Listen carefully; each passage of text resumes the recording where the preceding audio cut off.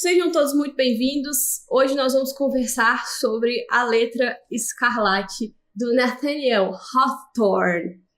Pronúncia aí varia, a dependendo do seu sotaque, mas é um grande escritor americano, é um dos grandes clássicos americanos. Está em pé de igualdade com o Moby Dick, em pé de igualdade no sentido de todo aluno de ensino médio dos Estados Unidos precisa ler A Letra Escarlate, precisa ler O Sol é para Todos, Apanhador no Campo de Centeios, precisa ler Moby Dick e, enfim, outros clássicos aí que vocês já conhecem, alguns que tem até resenha aqui no canal. Só que a minha história com esse livro é um pouquinho diferente, não é aquela história, esse é o livro clássico, tá na lista, então eu preciso ler. Não lembro com muita exatidão de que ano. Começou a falar sobre uma mulher que cometeu um adultério, foi exposta publicamente por causa desse adultério, foi condenada por causa deste crime, que era um crime de amar demais, né? Foi condenada por amar demais. E depois que ela recebe essa punição de usar uma letra A de todo o tamanho, assim, em todas as roupas que ela veste, ela passa a questionar o status quo daquela sociedade puritana da Nova Inglaterra. Ela começa a colocar o dedo na cara dos outros e falar: bom, o meu pecado está exposto aqui no meu peito, e o seu pecado, o que é que você está escondendo por trás desta máscara de puritanismo, por trás dessa máscara de ser um bom mocinho? Ela ajuda bruxas, índios, várias minorias possíveis. Gente, eu não vi o filme, tá? Eu ainda não vi o filme. Tem muito tempo que eu não sento pra ver um filme, assim. Eu tô meio que viciada em todas as produções asiáticas. As produções ocidentais eu costumo assistir aos trancos e barrancos. Isso é minha mãe contando, né, como o filme era. Eu fiquei, mãe, assim, eu já li esse livro. No ensino médio. Sabe aqueles livros que te recomendo, assim, nossa, olha este livro super subversivo aqui e tudo mais, leia as escondidas e esse tipo de coisa.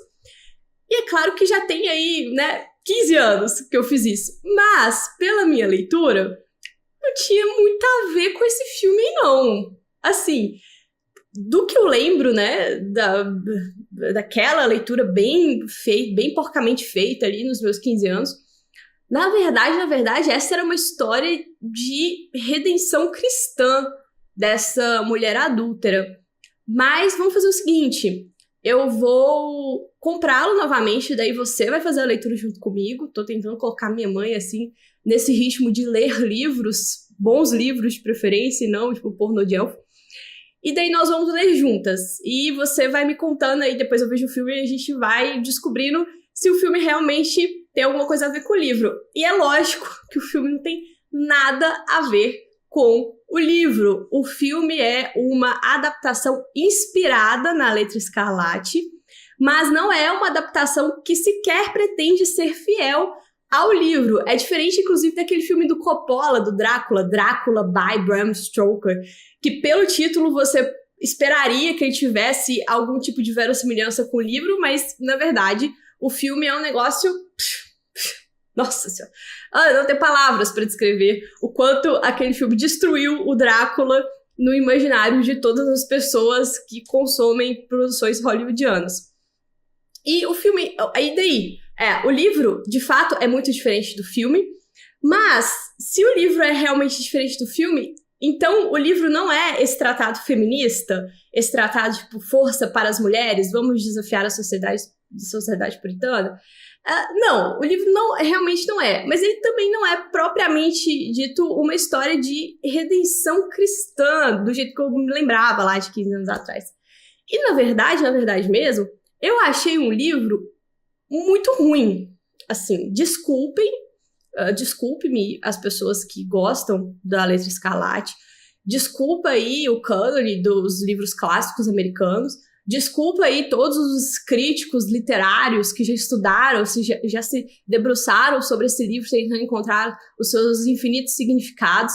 Desculpe toda essa tradição que manteve este livro vivo de 1850 até 2024, essa tradição que sustentou esse livro aqui até chegar nas minhas mãos, numa edição toda bonitinha aqui, toda arrumadinha, com uma capinha bonitinha.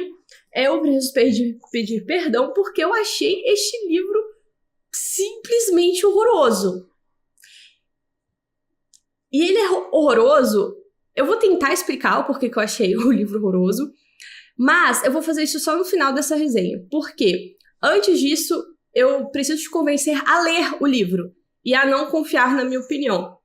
Porque, obviamente, eu sei que você não confia na minha opinião, mas é sempre bom deixar registrado que, em se tratando de livros clássicos, quando eu digo assim que o livro é horroroso, eu digo que o livro é horroroso, na minha opinião, pelos motivos que eu passarei a expor. Mas é muito provável que eu esteja errada, porque, assim, entre eu dizer que uma coisa é ruim e 455 anos de tradição dizendo que a coisa é boa e que deve ser apreciada, eu fico ali com uns 665 anos de tradição. Então, quero discutir alguns aspectos do livro com vocês antes de bater o martelo aí e convencê-los a fazer essa leitura, ainda que eu tenha achado o livro muito ruim, mas muito ruim mesmo, assim. Durante a leitura eu fiquei... Não, tem alguma coisa errada comigo, não é possível. Não, mas tem alguma coisa errada com esse livro, não é comigo. Eu preciso descobrir o que tem de errado com esse livro, porque tá faltando um negócio, tá faltando uma chavinha ali, e alguém já deve ter identificado a falta dessa chavinha em algum lugar, e eu vou caçar, eu vou descobrir, eu acho que eu descobri mais ou menos, tá? A história já tem aí 1 milhão de resenhas no YouTube, fornecendo para vocês a história desse livro do início até o fim, uma resenha maravilhosa da Tatiana Feltrin, sendo bem objetiva, colocando os principais pontos da narrativa. Eu evito ser prolixa neste ponto. Eu fico sendo prolixa em todos os outros pontos possíveis, e menos em ficar ali recontando a história, algo que eu espero que vocês já tenham em mente. Mas, em síntese, existem 4 personagens principais. Obviamente, a mais principal delas, que é a Esther. O Arthur, que é o reverendo da cidadezinha. O Roger, que é o marido da Esther. E a Pearl, que é a filha da Esther. Essa filha concebida ali numa situação de adultério com o Arthur. Nossa, meu Deus do céu, spoiler. Cara, se você não descobriu que o pai da Pearl era o reverendo James Dale ali no 2º capítulo do negócio, entrega suas coisas. Coloca sua bolsinha aqui. Para de ler. Esquece. Não lê mais nada na sua vida. Porque não tem como ser mais óbvio quem é o pai da criança. Na primeira pronunciação ali do reverendo, já, gente, é esse cara que é o pai da criança. Enfim. E a história, ela começa naquilo que a gente chama de in media res, ou seja, a gente começa a história num ponto da narrativa no qual já rolou muita coisa pra trás. Então você já tá atrasado, você já chegou, você pegou o bonde andando. A história, propriamente dita, já assim, nossa, já passou muita água por debaixo da ponte até o autor finalmente resolver te colocar a par da situação. Quando você alcança a história, ela já está no ponto em que a Esther, ela já cometeu este adultério, ela já está com a filha ali nos braços, ela já foi presa por um determinado período e ela já está saindo da prisão para fazer uma espécie de exortação pública ali no cadafausto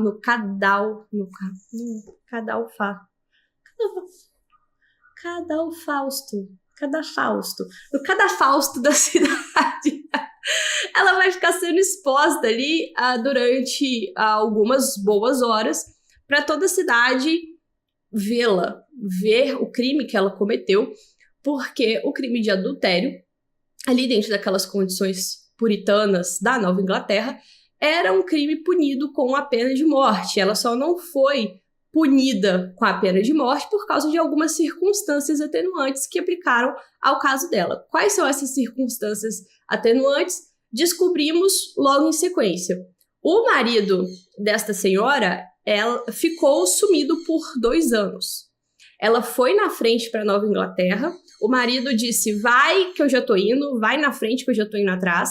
Só que ele não foi atrás coisíssima nenhuma, alguma coisa aconteceu, ele foi parar, sabe-se lá onde, e tudo que a gente sabe é que ele volta ali para aquela coloniazinha junto de uns índios. Ele ficou um tempo sendo prisioneiro ali daqueles índios, ele já era um estudioso ali na Inglaterra. Sendo um estudioso, ele aproveita para estudar as plantas medicinais usadas pelos índios, ele volta sendo um médico meio curandeiro, tá? Então já estamos aqui, a gente já chega com essa cena montada, né?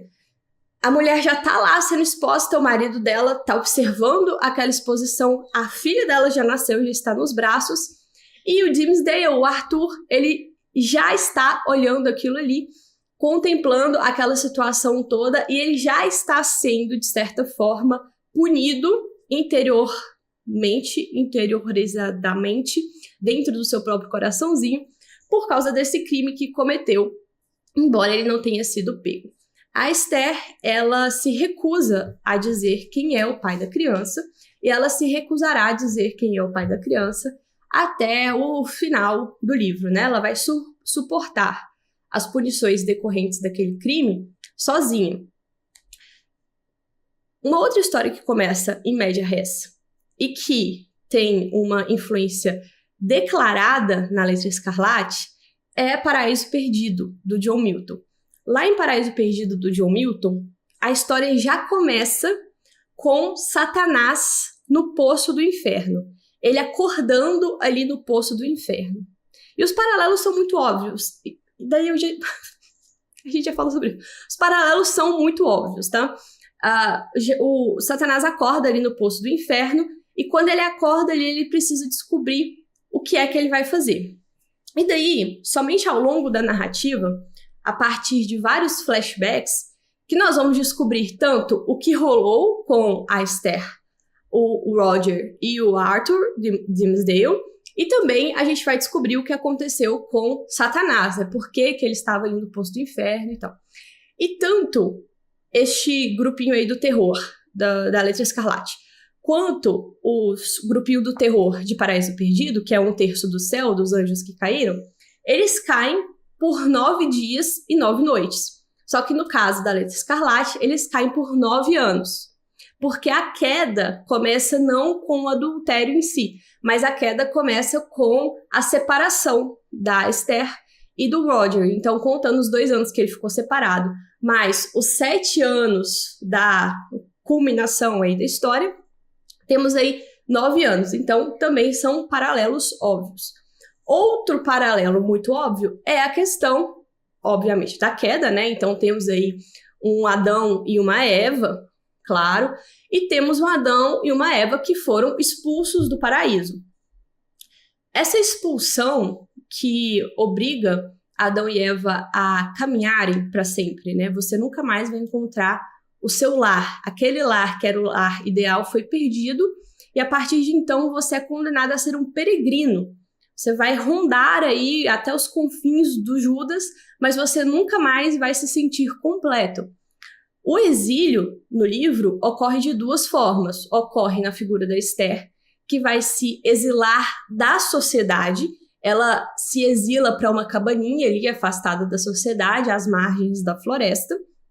E também vai ocorrer este exílio dentro do próprio Dimmesdale. Porque a situação da Esther é uma situação que ela precisa resolver com a sociedade, e a associação do Dimmesdale é a solução do Dimmesdale é uma solução que ele precisa achar dentro de si mesmo. Então, a Esther, ela se exila fisicamente, e o Dimmesdale, ele se exila dentro de si mesmo. E daí, onde que entra o Roger nessa história toda? Onde que ele entra o corno nessa história? O homem sem chifres, não é mesmo? É um animal indefeso. Então, onde que entra este animal que agora tem a sua defesa?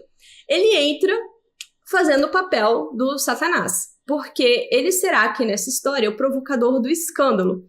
As coisas estão super tranquilas, já se resolveu ali, já puniu a mulher, ela meio que encontrou, de certa forma, o seu lugar no exílio.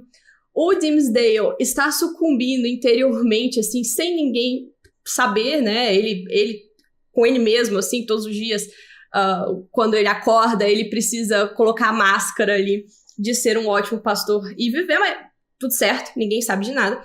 Só que o Roger, ele encarna ali a figura do Satanás para conseguir romper esta superfície, romper esta calmaria e buscar a sua vingança contra, obviamente, o Arthur, que ele descobre que, né, é o pai da filha. Enfim, vocês entenderam a situação aí complicada do corno que vira Satanás, né? Tá. A estrutura da história é feita de uma forma peculiar, tá bom? A história, assim, a narrativa em si é uma narrativa interessante, né? Porque é um romance psicológico. Seria interessante, e para algumas pessoas acompanhar como que a solução desse problema acontece a partir da visão de cada personagem. Porque, de fato, não é algo trivial, sabe? Não é algo que eu simplesmente posso resolver como na sociedade de hoje, que eu me divorcio, e aí depois ela casa de novo, e depois o Arthur sai da igreja e vai virar um hippie, e todo esse tipo de coisa. Não, é um conflito muito mais profundo, que é um conflito que está relacionado à queda do homem, né? Ao pecado original. Desculpa, eu vou tentar manter a compostura aqui ao continuar falando sobre o livro, né? Ao pecado original, a famosa Fortuna Félix, aquela chance de você poder se redimir depois da queda, como que cada um vai reagir a essa possibilidade e tal. Temos um potencial, né? Agora a gente precisa ver como que esse potencial é desenvolvido pelo autor. E daí, primeiro, antes de mais nada, a gente tem um narrador que é um narrador irônico. E daí isso dá um pano para a manga, porque todas as coisas que são descritas aqui dentro do livro, elas podem ter um duplo sentido, tá? Quando ele diz que aquilo que a Esther fez é um pecado muito profundo, ela merece ser castigada, tem um tomzinho de ironia ali no fundo, dizendo que, tipo, pô, talvez não precise tanto, sabe? Talvez não era pra tanto. A gente pode pegar um pouquinho mais leve e tudo mais. Esse subtítulo, né? Esse subtom de ironia do narrador, ele dá uma estragada, na minha opinião, né? Aí já é particularmente a minha opinião. Porque aqui, além de ser um romance psicológico, ele é um romance gótico, romântico, mais romântico do que gótico. E todos os romances românticos e os romances psicológicos que eu já li, eles são, digamos assim, profundamente sérios, sabe? Então, tanto o narrador quanto as personagens, elas se levam muito a sério. Então, toda aquela situação é levada muito a sério. E aqui não. A ironia do narrador, ela pode confundir, e é por isso que tem várias interpretações possíveis do que o Nathan Hawthorne realmente queria dizer qual que era a mensagem, né, que ele queria passar com a Letra Escarlate. E a narrativa é dividida em dois grandes blocos, na verdade, em um pequeno bloco e daí outro grandíssimo bloco. O primeiro bloco, como eu disse, é aquele que a gente chega de cara com a coisa acontecendo. Tá lá a Esther em cima do cadafalso e ela tá sendo punida, a bebê tá no colo, ninguém sabe quem é o pai, e chega o marido dela ali pra falar, olha, eu vou me vingar, hein, sua safada, essas coisas não vão ficar assim não. Ela fala, ai, por favor, não se vingue. Ele, eu vou me vingar assim mesmo. Essa vingança vai fazer mais mal pra você do que pra quem será vingado. Ele, não me importa, eu só quero cortar os meus chifres e recuperar a minha honra. Então tá, muito rápido, isso rola muito rápido. Depois, já existe um corte na linha temporal, e nós vamos encontrar essas personagens 7 anos depois desse rolê todo. Então, assim, 7 anos se passaram entre este momento em que a Esther sai, tá? E o momento em que nós vamos encontrá-la novamente reinserida na sociedade, porque ela encara esta condenação como uma marca que ela precisa carregar, e ela busca uma redenção terrena pelo pecado que ela cometeu. Então ela tem a esperança que suportar aquela marca, suportar aquele martírio, como martírio mesmo, a palavra martírio é usada, de uma forma altiva, assim, sabe? De não ficar pressionando demais os limites daquilo que a sociedade impôs a ela. Se ela fizer isso, ela vai conseguir a sua salvação lá no final, no dia do juízo final. O que é um negócio extremamente complexo dentro da teologia calvinista, que preza pela predestinação. Se você já nasceu condenado a ir para o inferno, você vai ir para o inferno independente daquilo que você faça em vida. Se você nasceu predestinado a ser salvo, você vai ser salvo aí também, independente do que você faça em vida. Ela busca, então, pelo martírio, a sua salvação e a redenção deste pecado que ela cometeu. Agora, o que aconteceu com o Roger e o Arthur nesses 7 anos que se passaram nessa narrativa? Bom, primeiro, a Esther nunca mais viu o Arthur durante esse tempo. E ela também nunca mais viu o Roger durante esse tempo. Tanto é que ela se surpreende com como os caras estão, digamos assim, de forma física, depois desses 7 anos. Ela encontra o Arthur e ela vê que ele tá, assim, só a capa da carta. Ele tá todo lascado, ferrado mesmo, gótico, assim, Hamlet, ser ou não ser. E ela encontra o Roger e ele já se definhou ali na sua vingança, tá? E vamos lá, eles moram numa cidadezinha muito pequenininha, por mais que ela tenha sido exilada ali para aquela cabaninha e tudo mais, ela transita na sociedade, né? Então eles não tiveram nenhum tipo de relacionamento entre esses 7 anos? Aparentemente não. Quem teve os relacionamentos, quem se relacionou foi o Roger e o Arthur, porque o Roger, ele dá um jeito de se aproximar do Arthur e eles eventualmente acabam morando juntos. Por quê? A tarefa do Roger aqui, que é a tarefa de ser o Satanás da história, é ficar soprando ali aquelas palavrinhas específicas, exatas, no coração do Arthur, para que ele a cada dia que passa, ele tenha um remorso ainda maior e para que ele acabe definhando, assim, na frente dos olhos de todo mundo que o acompanha. Quanto mais ele definha interiormente, mais a sociedade acha que os sermões que ele dá são sermões maravilhosos por causa desse contraste entre interior e exterior, tá? A história da Esther, então, é uma história de redenção e não é propriamente uma redenção dentro dos termos puritanos, a gente já vai falar sobre isso, exatamente por encarar esta condenação como uma penitência que ela precisa carregar. E ela equilibra o seu interior com o exterior, veja bem. Ela consegue achar uma harmonia ali entre estas... É meio hegeliano, tá? Inclusive tem uma tese, assim, a fenomenologia do Hegel e a letra escarlate. E quando eu li essa tese, o título, eu não li a tese, obviamente, porque eu não me odeio tanto assim. Quando eu li o título, eu falei, tá certo, eu tinha razão, mas enfim. Ela encontrou esse equilíbrio aí entre o eu interior dela e o eu exterior dela.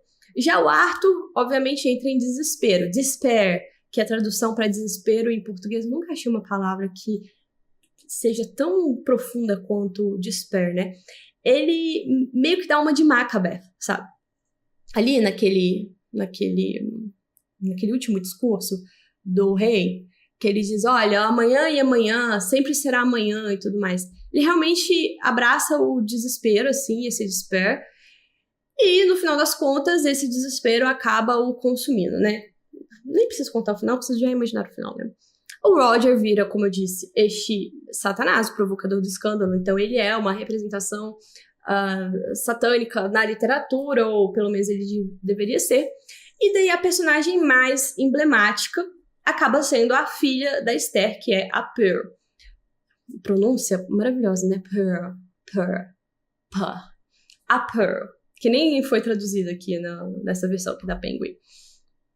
Essa menina, ela tá muito próxima, e essa também é uma referência muito clara na Letra Escarlate, ela tá muito próxima daquele filho, que talvez vocês vão se lembrar, talvez vocês não vão se lembrar, vamos ver o nível de cultura aí de vocês, daquele filho que o Fausto teve com a Helena em Fausto, a segunda parte da tragédia.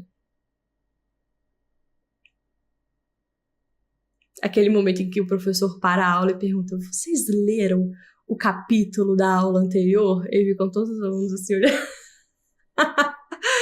Tá, se você não acompanhou a leitura de Fausto com a gente, nós temos aí essa personagem que fez um pacto fáustico. E na segunda parte da tragédia, o Goethe nos leva em uma viagem muito louca de ácido, assim, uma coisa muito... Eu sei que você usou LSD, eu só preciso saber como, porque na sua época ainda não existia LSD. Qual que foi o equivalente de LSD que você usou?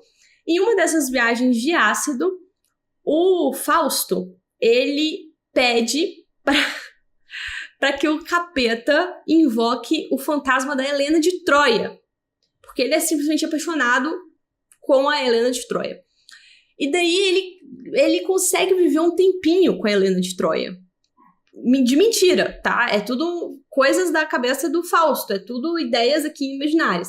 Ele consegue viver um pouco com a Helena de Troia, neste mundo aí feito de ar, feito de fumaça. E ele tem um filho com a Helena de Troia. E essa criança, ela é descrita como sendo meio que transparente, é meio etérea a palavra, não transparente. Da mesma forma que a própria Pearl é descrita, sabe? Ela é descrita como tendo uma natureza daemoníaca, não demoníaca. Vocês vão se lembrar a diferença, caso vocês acompanhem aqui os meus vídeos há muito tempo. A natureza dela não é nem boa nem má, é ambivalente. É como se ela fosse um daqueles espíritos do ar, sabe? Como se ela fosse este filho do Fausto com a Helena. Tanto é que nós temos a impressão, o tempo inteiro, que essa menina vai escapar. Inclusive, é um dos pontos que me deixou um pouco desesperada lendo o livro, porque, assim, a mãe larga a menina de 7 anos e vai fazer os trem dela. E vai conversar com os outros. E, gente, onde que essa menina tá? Essa menina tá no mato. Ela tá mexendo ali. E eu tinha expectativa a todo momento que a mulher ia olhar pra trás e cadê a menina? Sabe? E talvez você tenha essa sensação. E essa sensação é proposital. É feita de forma proposital. Ao mesmo tempo que ela é linda, que ela é majestosa e tudo mais, ela tem umas pegadinhas, umas travessuras que ela faz ali com a mãe dela, que é uma coisa de exorcismo. Se meu filho fizesse isso comigo... Alô, bispo! Pega o livrinho ali em latim, vamos resolver esse negócio. Então ela tem essa natureza daemoníaca e que tá tudo certo, porque isso se encaixa com a simbologia do livro. E por que simbologia com muitas aspas? Eu já desenvolvo aqui, né? Eu tô prometendo tantos desenvolvimentos, mas eu prometo pra vocês que tudo vai fazer sentido ali no final desse vídeo. Esta menina, então, ela representa aqui de uma forma muito melhor do que a própria mãe, do que o próprio pai, do que o próprio, enfim, quem deveria ser pai mesmo, mas na verdade foi corno. Essa menina, ela representa de uma forma muito melhor qual que é o espírito do livro, que é exatamente esse espírito daemoníaco, esse espírito de ambiguidade. E é por isso, por todos esses motivos que eu acabei de falar, existe um narrador irônico. Esse narrador irônico, ele quebra a narrativa em grandes partes que ficam meio desconexas. E ele cria essas personagens que não são personagens chapadas, né? Elas não são 100% boas, elas não são 100% más. Isso cria uma possibilidade, uma miríade de interpretações desse livro. E provavelmente é um dos motivos pelos quais este livro é um livro clássico. Se bem que eu, particularmente, não acho que o simples fato do livro ter muita interpretação é o suficiente para ele ser considerado um clássico. Até porque ele pode ter muita interpretação por ser ruim mesmo. Mas enfim, vamos continuar aqui. A primeira interpretação possível, e a menos usada ultimamente, né, é a interpretação calvinista da coisa. Então, o Nathaniel Hawthorne, ele é um calvinista convicto e ele escreve este livro como uma alegoria para contar para as pessoas o que acontece caso você cometa um adultério ou caso você cometa algum pecado mortal, né? Não precisa ser necessariamente um adultério. Caso você se confesse publicamente e aguente ali as consequências disso, você pode eventualmente sim achar uma salvação, pode ser que isso aconteça. Caso você não se confesse, porque tem um negócio calvinista mais puritano, assim, nesse sentido, que são as confissões públicas, que em contraposição às confissões privadas do catolicismo, né? A pessoa precisa ir lá na frente da cidade inteira, contar o que ela fez e tudo mais. Caso você se confesse, se você não se confessar, você vai sucumbir por dentro, né? Essa interpretação é feita por alguns críticos, mas, como eu disse, dada a natureza do narrador irônico desse livro, é uma interpretação que deixa um pouquinho a desejar. Agora, nós temos a segunda interpretação, que é aquela romântica. Muito em voga e muito utilizada, principalmente por abrir brechas, assim, pro tal, a Esther é a maior heroína feminista da literatura norte-americana. Melhor do que a Scarlett O'Hara, né? Porque... O que é a interpretação romântica? Considerando que este livro é um livro romântico, sim, e as influências românticas estão presentes de cabo a rabo, a Esther pode ser uma heroína romântica, ou seja, ela pode estar fazendo frente à sociedade, contrapondo a sua individualidade a essa sociedade moralista puritana, que na verdade é uma sociedade hipócrita.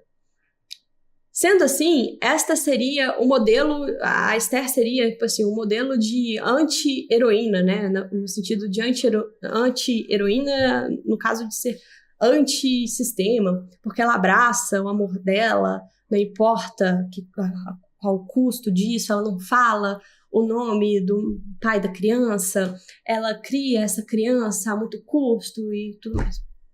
É uma interpretação feita por muitos críticos, e é uma interpretação que é a mais queridinha de todas. E, por fim, tem uma interpretação meio nietzschiana, assim, que eu particularmente acho muito ruim, que é a interpretação transcendental.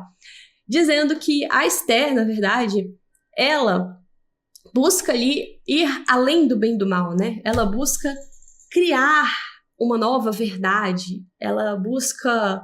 Ela seria uma idealista, né? Ela busca superar aquela moralidade imposta pelo sistema puritano, criar uma nova moralidade. E aí tem até um trechinho assim do livro onde o narrador diz que a Esther, ela tem sim algumas ideias liberais, mas que para essas ideias serem postas em prática eu precisaria de uma reforma completa da sociedade, depois de uma reforma completa dos homens e depois de uma reforma completa das próprias mulheres, e que por ser inviável ela nem tentaria colocar em prática.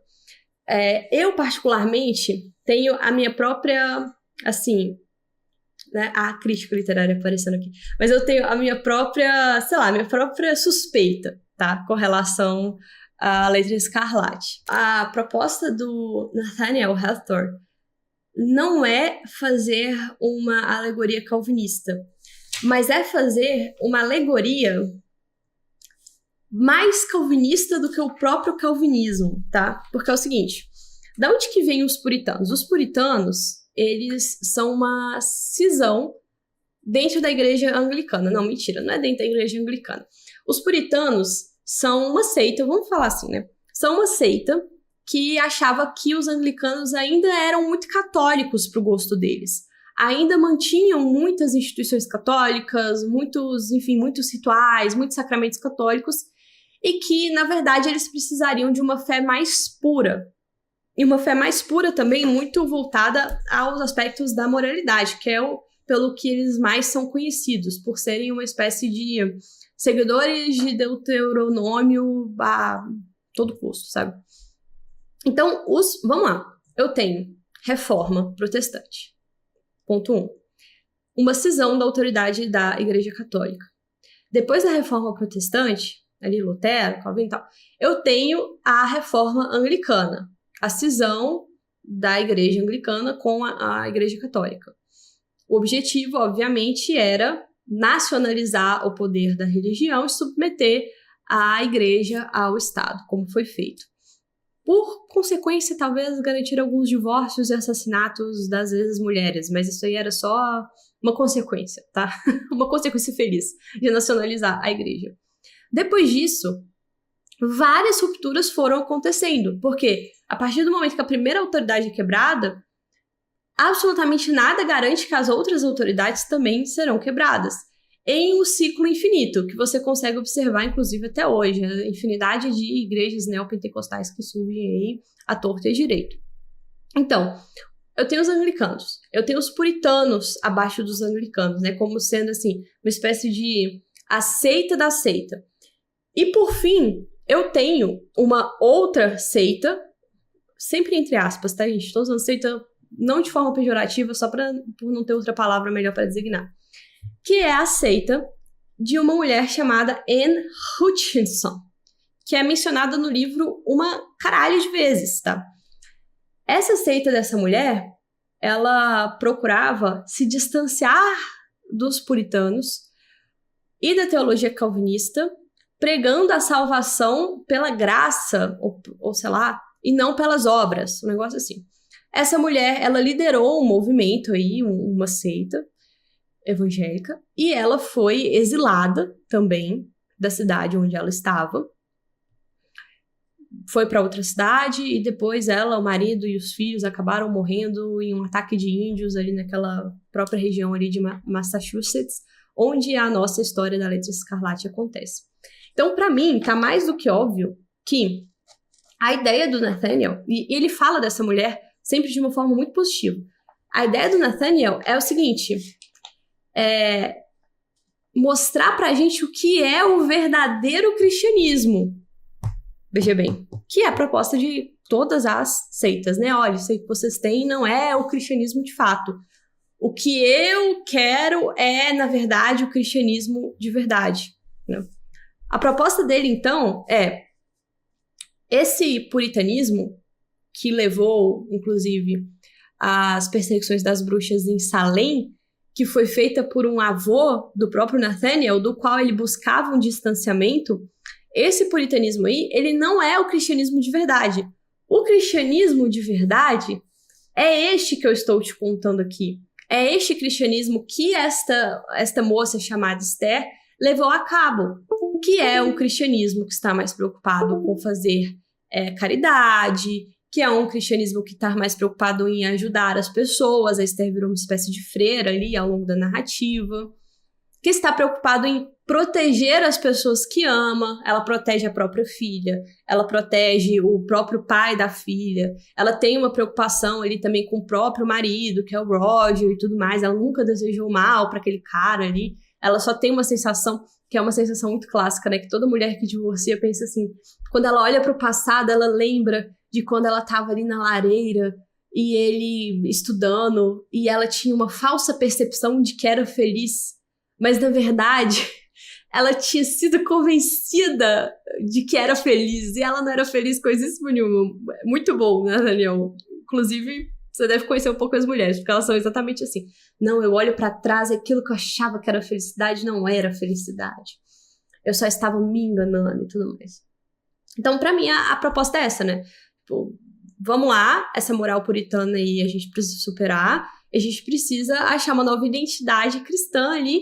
Por que não essa seita mais próxima que a seita da Anne Hutchinson, né? Que, inclusive, a própria Esther seria uma nova profetisa, tal qual a Anne Hutchinson, se ela não tivesse a própria filha para cuidar, né? Enfim, isso aí vai continuar rolando, né? Porque ninguém vai bater o martelo para conseguir definir qual é a mensagem do livro, se é que tem alguma mensagem. Como eu já havia adiantado, um aspecto que perpassa a obra inteira é a questão do dualismo. E esse dualismo não está só no próprio interior dos personagens, né? Como eu disse, os próprios personagens precisam encontrar uma forma de se organizarem com relação ao meio no qual eles vivem. O externo e o interno precisam estar em equilíbrio, esse negócio meio hegeliano. Não só, tá? Isso também se reflete em outras descrições, em outras construções da obra. A gente tem um contraste muito grande entre sombra e entre luz. A gente tem um contraste entre a cor preta e a cor vermelha. A gente tem um contraste também, já dito, entre o indivíduo e a sociedade. E isso é esclarecido, assim, no primeiro capítulo. No primeiro capítulo, tem um trechinho lá onde o Nathaniel descreve uma rosa que está do lado ali da prisão, que a Esther sai. E essa rosa, ela pode significar somente duas coisas. E é, de novo, a própria questão calvinista, da salvação ou da condenação. Não tem meio termo, somente duas coisas podem acontecer. Essa rosa pode servir, é o que esperamos, como símbolo do encantador florescimento moral que será revelado ao longo do trajeto, ou ainda para suavizar o sombrio desfecho de uma história de dor e fragilidade humanas. Tá? O primeiro capítulo, ele encerra assim, nos mostrando que existe uma dualidade ali, e essa dualidade vai persistir ao longo do tempo. Então, assim, olha só. Por que eu achei esse livro ruim, então? Só explicando, só contando e só dizendo, assim, a infinidade de subtexto e camadas que o livro tem, você pode até pensar que o livro é um livro bom, né? Inclusive, várias pessoas pensam que é um livro bom. Por que eu, particularmente, achei esse livro um livro profundamente ruim? Porque é um livro, aí me perdoem, é um livro mal escrito. É um livro mal escrito. E eu quero que vocês me ajudem com esta investigação.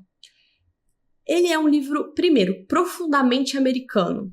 E o que eu quero dizer com isto? Nem eu mesma sei explicar em detalhes o que isso significa. Eu só sei que várias vezes eu pego livros, eu não sei nem se o autor é americano ou inglês ou o que quer que seja, mas pelo jeitão da narrativa, eu já consigo ver que é um cara americano. E não só em romances, em livros de filosofia, em livros de divulgação científica. E digo mais, autores que não são americanos, mas que sofrem forte influência americana, tipo a Chimamanda, que supostamente é nigeriana, tem esse mesmo jeitão de escrever. E eu nunca consegui identificar que jeitão é esse. E vários autores americanos não têm esse jeitão. Tipo, obviamente, o Herman Melville não tem esse jeitão, o Faulkner não tem esse jeitão, só para colocar aqui alguns exemplos. O que é esse jeitão americano?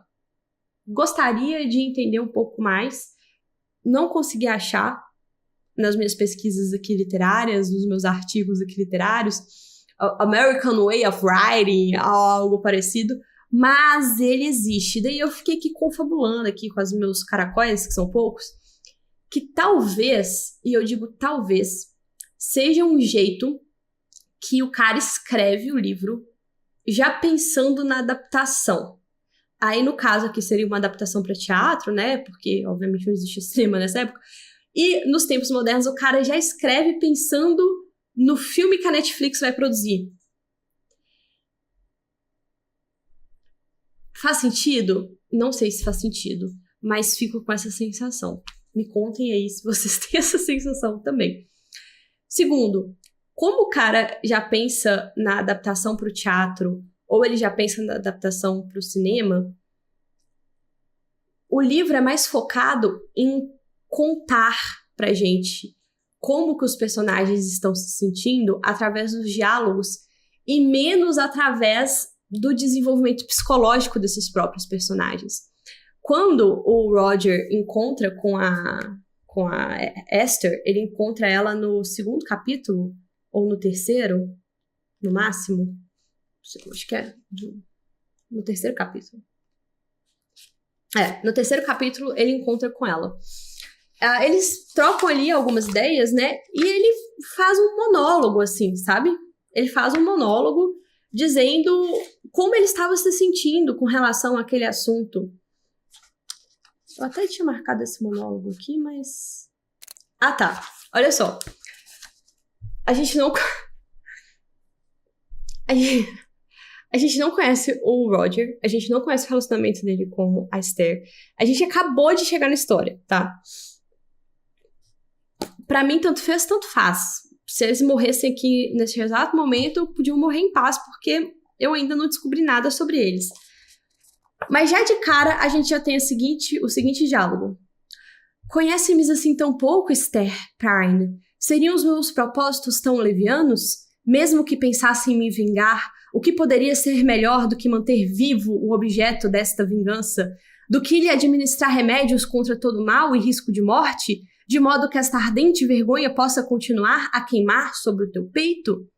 Vive, pois, e carrega contigo este fardo aos olhos de homens e mulheres, aos olhos daquele a quem chamaste o teu marido, aos olhos desta criança, e para que vivas, tome essa dose. Sabe, parece aquele vilão dos filmes de herói americanos, inclusive, que conta o plano dele, que você não descobriu o plano do vilão. O herói não descobriu o plano do vilão. Aí, aos 45 do segundo tempo, ele precisa contar qual que é o plano dele, porque o filme não te mostrou. E é muito diferente de outros romances psicológicos, o Moby Dick, cara, ninguém vai te contar o que cada um daqueles caras tá fazendo naquele barco.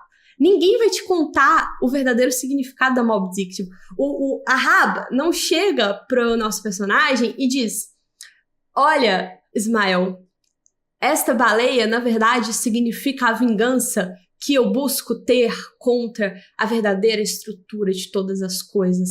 A natureza, ela é implacável, eu quero lutar contra esta natureza, custe o que custar, e levá-los a todos a esta enormidade desta vingança contra esta baleia. Não tem este diálogo claro, este diálogo contado. É show do not tell, sabe? Então, nada é show, tudo é tell aqui na Letra Escarlate. Enquanto nos livros que eu gosto, é muito mais show do que tell, principalmente quando a gente tem um romance psicológico. Então, eu me senti muito desconfortável nas construções dessas narrativas, e por isso que eu acho o desenvolvimento dos personagens muito ruim, muito ruim. E olha só, se você nunca tiver lido nenhum livro bom, A Letra Escarlate vai parecer um livro bom pra você, tá? Tudo bem, por isso que eu digo que você precisa ler. Porque é um livro tranquilo, é um livro de poucas páginas, é um livro que não é um romance de ação, de novo, é um romance psicológico, mas mesmo assim não é tão psicológico, assim, não é tão carregado, assim, tudo mais. Se você nunca leu um livro bom, você vai gostar da Letra Escarlate. Agora, se você já tiver lido livros bons, cara, os desenvolvimentos ficam muito aquém do esperado pra, né, assim...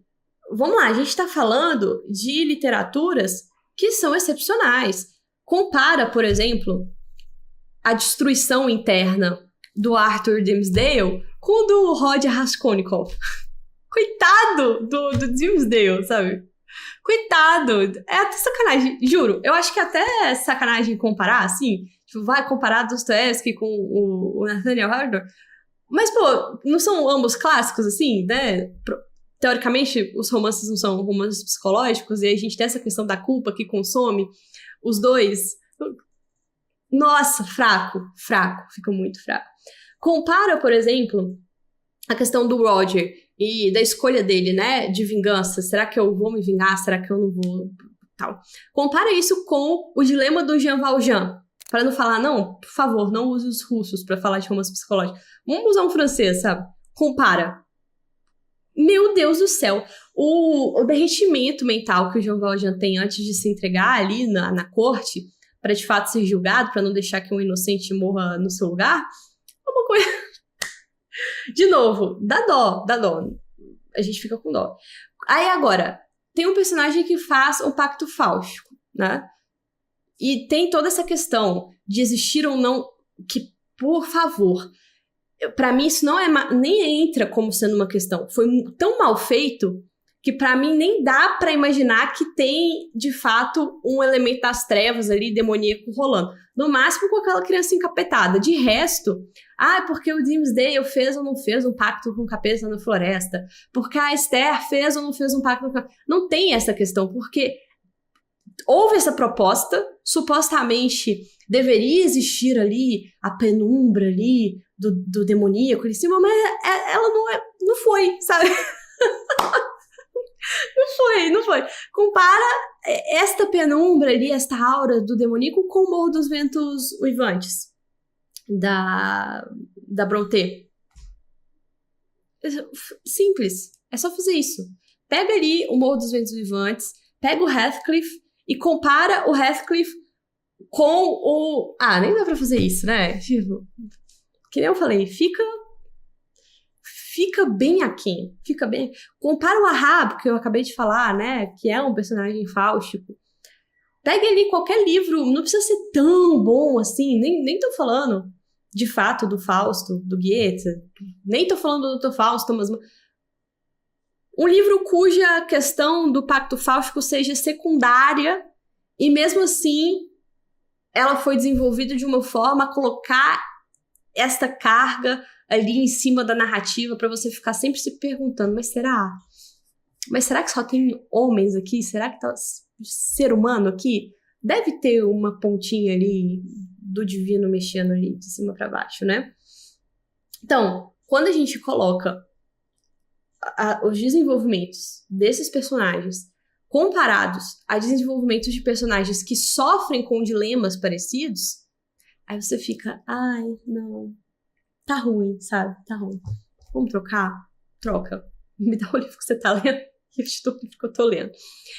E pra fechar com chave de ouro, a última questão que fez o livro ficar ruim pra mim é a questão dos símbolos e das alegorias.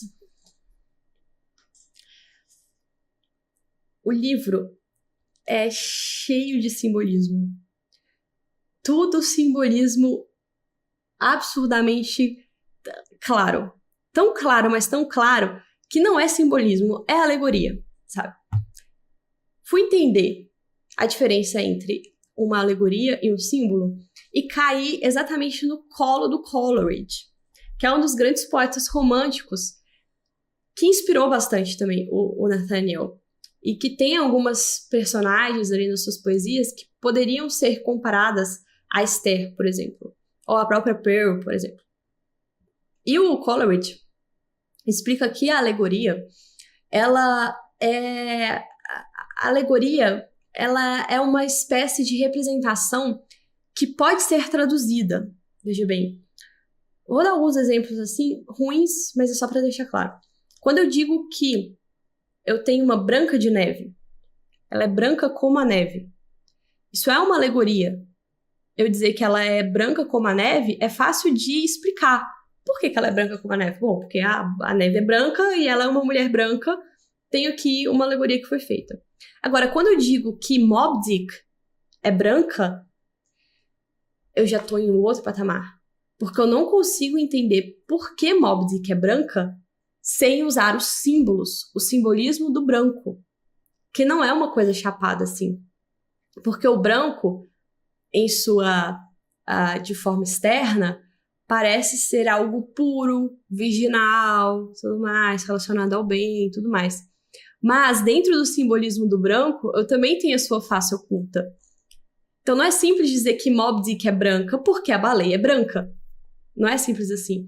Já na Letra Escarlate, todas as simbologias, na verdade, são simbologias que, na verdade, são alegorias. E alguns críticos vão defender que, sim, de fato, a novela é 100% alegórica. Outros críticos vão defender que não tem nada de alegórico na novela, ela é simbólica. Outros vão advogar por uma mistura dos dois, mas, particularmente, tudo que tem aqui ficou extremamente alegórico para mim, sabe? A questão de Adão e Eva, a questão da queda, os paralelos com o paraíso perdido, a questão das cores, né, do dilema do interior, do exterior, a questão da floresta. Aí tem a floresta escura em contraposição à cidade, e daí as coisas acontecem na floresta escura, e daí na floresta que a Esther consegue se libertar. A simbologia da floresta. Pô, não é a simbologia da floresta, sabe? É a alegoria da floresta. É a alegoria da floresta. Eu posso estar errada, obviamente, mas continuo mantendo esta opinião até que uma eventual releitura daqui a 30 anos mude a minha percepção deste livro. Bom, é isso. Eu espero que vocês tenham gostado e até o próximo vídeo.